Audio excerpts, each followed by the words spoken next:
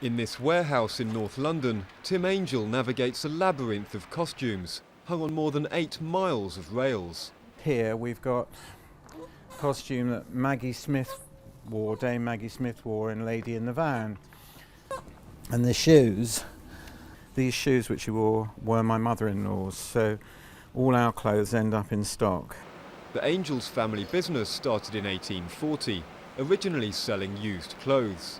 7 generations on, the firm boasts the world's largest private collection of costumes for film, theatre and television. It supplied the wardrobe for 36 Best Costume Oscar winners. And now, Angels is receiving its own award at Britain's version of the Oscars, the BAFTAs, for outstanding contribution to cinema. I'm actually over the moon because we're always the bridesmaid, we're never the bride.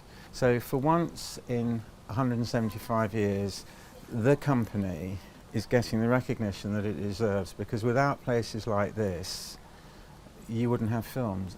The warehouse contains more than 1 million costumes that have featured in films including Star Wars, Indiana Jones and Elizabeth.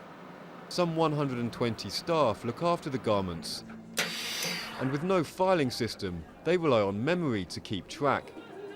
New clothes are constantly being created to add to the rails. We do make some costumes for Wicked, and they can take up to 21 days, 22 days. They're so elaborate. But then it can be a little shift dress, and that can take a day. The outside world may be increasingly high-tech, but here it's the historical that's most in demand.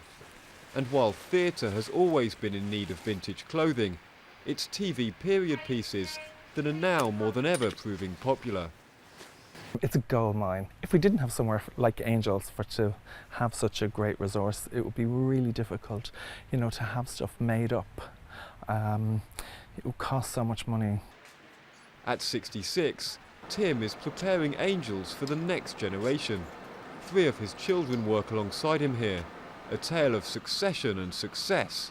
A family saga fit for the big screen.